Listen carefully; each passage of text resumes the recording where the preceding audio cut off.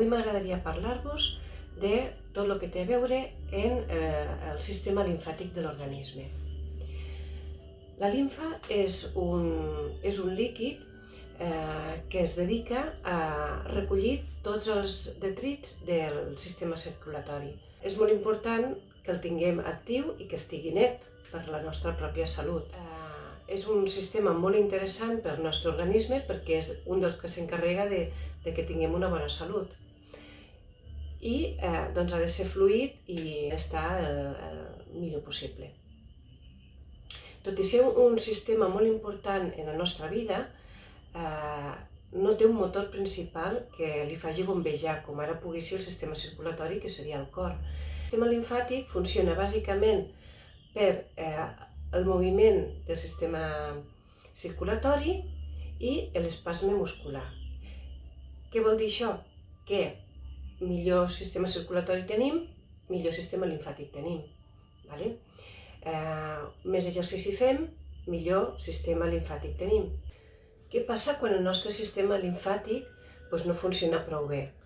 Doncs tenim problemes de retenció de líquids, se'ns inflen les cames a l'alçada dels turmells o a l'alçada dels genolls, ens notem tots inflats, les cames ens pesen molt, tenim problemes de circulació perquè una cosa porta a l'altra. Què podem fer per evitar o per millorar un sistema limfàtic que està alterat? Doncs bé, primer que res hauríem de beure molta aigua, sempre vigilant que tanta aigua bevent també tenim que evacuar-la, perquè si no també si bevem molta aigua i no anem a fer pipí, doncs llavors també es queda els líquids que estan fluint per l'organisme i no acaben d'eliminar els tòxics. Bé, beure molta aigua, tenir una alimentació equilibrada i una altra cosa que podem fer és l'exercici.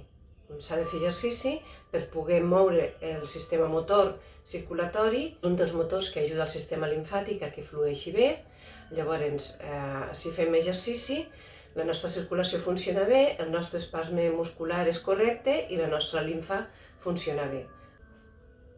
I per últim, el que podem fer quan ho tenim ja seria tractament. Quin tractament faríem? Nosaltres en cabina fem el drenatge limfàtic manual, que comença estimulant els ganglis limfàtics principals i després ajuda a la circulació de retorn i a la limfa en la direcció correcta. L'altre sistema que tindríem seria la pressoteràpia, que seria el mateix que un drenatge limfàtic manual, però mecànic. Llavors són unes botes que es fiquen a les cames fins a la part de l'abdomen i llavors el que fa és, mitjançant entrada d'aire, va fent un recolliment de tota la part limfàtica per evacuar-les als engonals, que és on tenim els ganglis principals de la part baixa del sistema limfàtic.